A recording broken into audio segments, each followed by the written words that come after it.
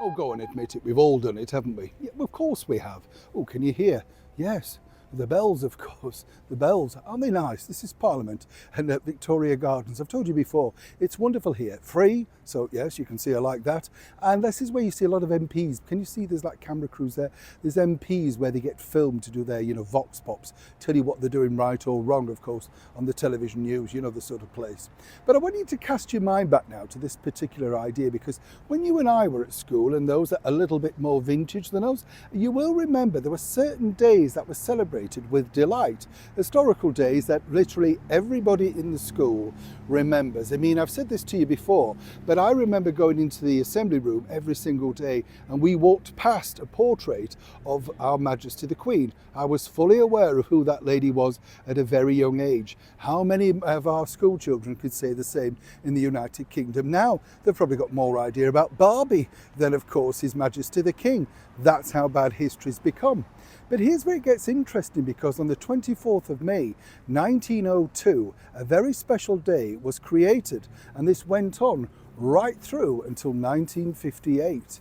So why did we abandon it? And more importantly, what was it about? Let me explain.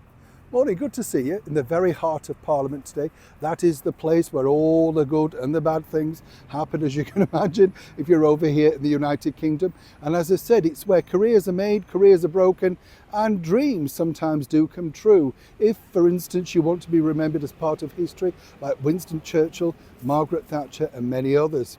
Now, when you think about history, you think about sort of things, don't you? Empire Day on the 24th of May 1902 was a big event. It was a celebration of everything that we stood for here in the United Kingdom, celebrating the empire. This was more or less just a year after the demise, and sad demise should I say, of the late Queen Victoria. But it was something that she'd put together and had hoped to see in her lifetime. So what happened and how did it evolve? And why don't we have it today, more importantly? Empire Day remained an essential part of the calendar for more than 50 years, celebrated by countless millions of children and adults alike. It was an opportunity to demonstrate pride in being part of the British Empire. By the 1950s, however, the empire had started to decline, and Britain's relationship with other countries that formed the empire had also radically changed. Political parties of the far left had also begun to use the Empire Day itself as an opportunity to attack British imperialism. Political correctness as ever won the day when in 1958 Empire Day was rebadged as the British Commonwealth Day, and still later in 1966 when it became known as Commonwealth Day.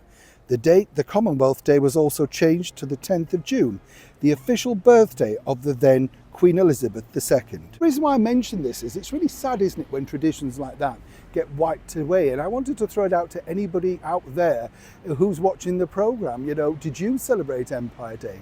What were your memories? Apparently school gave out badges and books and all sorts of things, and it was a full day to learn about our wonderful British history. As many people know, I am indeed a royalist, and I am indeed very proud of my country. But it seems today we're all lacking. There was a recent report that said it's gone down to 60% people who are proud of being British. That's because some people might say we've imported or had an invasion of people that are not happy to be British.